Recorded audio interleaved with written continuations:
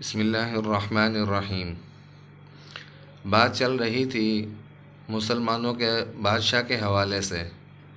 کہ اسلامی ریاستوں کے اندر مسلمان جو رہ رہے ہیں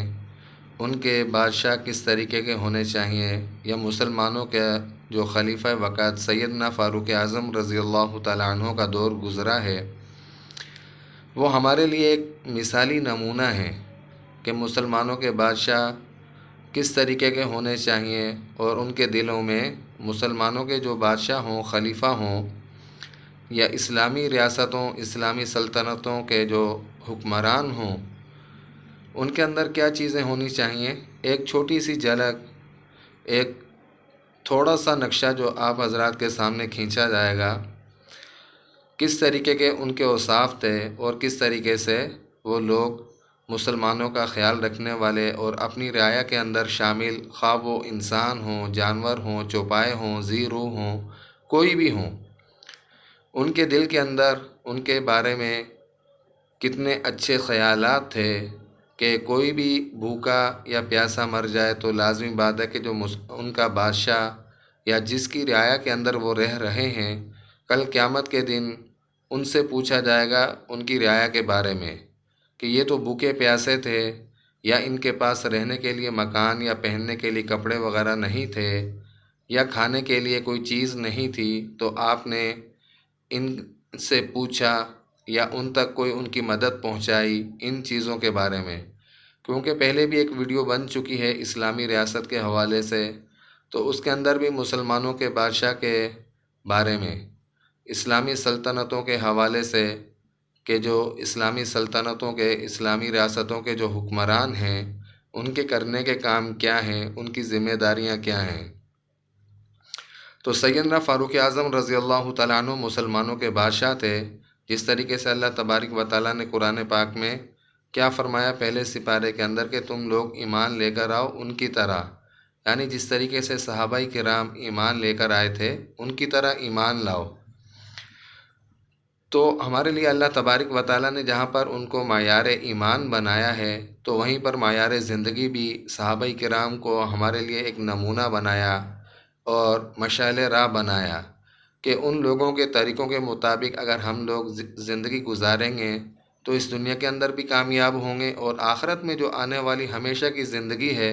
اس کے اندر بھی ہم کامیاب ہوں گے۔ تو مسلمانوں کے بادشاہ تھے سیدنا فاروق اعظم رضی اللہ تعالیٰ عنہ۔ رات کو وہ گلیوں کے اندر گشت کیا کرتے تھے۔ آج کوئی بھی اسلامی ریاست کا سربراہ، بادشاہ، صدر، وزیر اعظم، کوئی بھی ایسا ہو کہ جو انسانوں کے حوالے سے کہ کوئی انسان بھوکا پیاسا تو نہیں ہے، یا کسی کے پاس رہنے کے لیے کوئی مکان نہیں ہے، یا کسی کے پاس پہننے کے لیے کپڑے نہیں ہیں، یا کوئی انسان بجائے گھر کے فٹ پاتھ پر سو رہا ہے، ان کی خبر گیری کی جائے، اگر ان کے پاس کسی چیز کی کوئی کمی ہے تو انہیں مہیا کی جائے، ایسا کوئی بھی پرسان حال نہیں ہے۔ یہ تو اسلامی حکومتوں کے جو سربراہان ہیں ان کی ذمہ داریاں ہیں کہ وہ گشت وغیرہ کریں، گلیوں کے اندر چکر لگائیں اور لوگوں کے پاس جائیں، ان کے حال احوال دریافت کریں، معلومات کریں کہ کسی کو کوئی چیز چاہیے یا کسی کو کسی چیز کی کوئی ضرورت ہو تو وہ بتائے، اور یہ کہ انہیں مہیا کی جائیں۔ جو انسان جس کی رعایا کے اندر ہیں، لازمی بات ہے وہ انہی کی ذمہ داری ہے کہ ان کا پرسان حال بھی ہوں، کہ ان کی خبر گیری کی جائے، ان کے حال احوال معلوم کیے جائیں کہ وہ کس کربناک زندگی سے گزر رہے ہیں اور کن حالات سے گزر رہے ہیں، کن حالات سے دوچار ہیں، ان کے پاس کون سی چیزیں مہیا ہیں اور کن چیزوں کی کمی ہے کہ جن کی وجہ سے ان کی زندگی دکھ درد تکلیف والی بنی ہوئی ہے، اور ان کو کس طریقے سے راحت و سکون پہنچایا جائے۔ تو حضرت فاروق اعظم رضی اللہ تعالیٰ عنہ ایک مرتبہ رات کے وقت گشت کے لیے نکلے کہ لوگوں کے حال احوال دریافت کریں۔ ایک گھر کے پاس سے گزرے، دیکھا کہ ایک عورت گھر کے صحن میں بیٹھی ہے اور ارد گرد بچے جو ہیں وہ بھوکے پیاسے رو رہے ہیں، چلا رہے ہیں، اور اس عورت نے ایک ہنڈیا چولہے پر چڑھا رکھی ہے جس کے اندر پانی بھرا ہوا ہے۔ تو سیدنا فاروق اعظم رضی اللہ تعالیٰ عنہ نے جب یہ ماجرا دیکھا تو فاروق اعظم رضی اللہ تعالیٰ عنہ سے رہا نہ گیا۔ بہرحال مسلمانوں کے بادشاہ تھے، خلیفہ وقت تھے، اور پوچھنا تو ان کی ذمہ داری تھا کہ اس عورت سے پوچھا، اے اللہ کی بندی، یہ بچے بھوکے یہ بچے کیوں رو رہے ہیں؟ اس عورت نے کہا، یہ بھوک و پیاس کی وجہ سے بچے رو رہے ہیں، چلا رہے ہیں۔ تو فاروق اعظم رضی اللہ تعالیٰ عنہ نے دریافت کیا کہ اس دیگچی کے اندر کیا رکھا ہوا ہے چولہے کے اوپر؟ تو اس عورت نے کہا کہ اس کے اندر پانی بھر کر چولہے کے اوپر دیگچی رکھ دی ہے کہ بچوں کو جو ہے وہ بہلا پھسلا کر کسی طریقے سے ان کو سلا دیا جائے کہ آج کی رات بھی فاقے سے گزرے گی، کیونکہ کھانے پینے کے لیے کوئی بھی چیز نہیں، بچوں کو صرف ایک بہلانے کے لیے اس دیگچی کے اندر پانی بھر کر اس کو چولہے پر چڑھا دیا، اور بچے اسی انتظار میں بھوک پیاس کی وجہ سے سو جائیں گے، شاید کہ ابھی تک کھانا تیار نہیں ہوا، کب تک بچے روئیں گے، بہرحال انہیں نیند بھی تو آنی ہے، سو جائیں گے۔ بہرحال جن لوگوں کے دلوں میں اللہ تبارک و تعالیٰ کا خوف اور ڈر ہوتا ہے، اور جن کو ان چیزوں کے بارے میں پتہ ہو کہ آپ صلی اللہ علیہ وسلم نے جو فرمایا احادیث کے اندر، جس کا مفہوم یہ ہے کہ جس طریقے سے گھر کا جو سربراہ ہے ان سے گھر کے جتنے بھی ماتحت لوگ ہیں ان کے بارے میں پوچھا جائے گا۔ اگر کوئی کسی ملک یا کسی ریاست کا حکمران ہے، بادشاہ ہیں، ان سے ان کی رعایا کے بارے میں پوچھا جائے گا۔ حقیقی معنی کے اندر ان لوگوں نے یہ کام کر کے دکھلائیں۔ آج مسلمانوں کے لیے ان کو صرف ایک عملی جامہ پہنانے کی ضرورت ہے کہ کس طریقے سے ان لوگوں نے قربانیاں دیں۔ حضرت فاروق اعظم رضی اللہ تعالیٰ عنہ رونے لگے یہ سن کر کہ میری رعایا کے اندر ایسے لوگ بھی ہیں اور مجھے ان لوگوں کے بارے میں کوئی خبر ہی نہیں ہے۔ فاروق اعظم رضی اللہ تعالیٰ عنہ ان کی یہ باتیں سن کر رونے لگے، اور پھر وہاں سے اٹھے، اس گھر میں گئے جہاں پر ایک قسم کا مسلمانوں کا جمع شدہ مال رکھا تھا جسے بیت المال کہا جاتا ہے۔ تو وہاں سے ایک بورے کے اندر کچھ آٹا، کچھ چربی، کھجوریں وغیرہ، کچھ کپڑے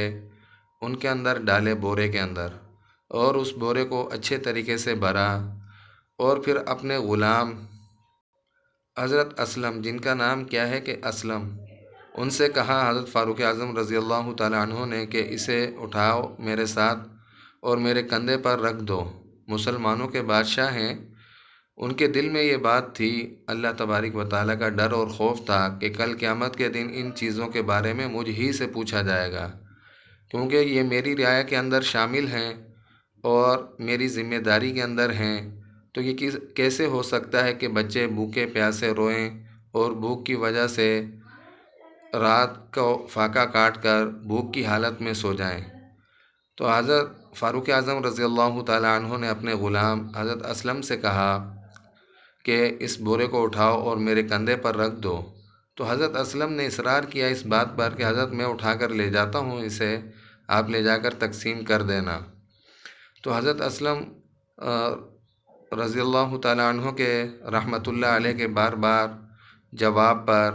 حضرت فاروق اعظم رضی اللہ تعالیٰ عنہ نے کیا بہترین جملہ ارشاد فرمایا حضرت اسلم سے، کل قیامت کے دن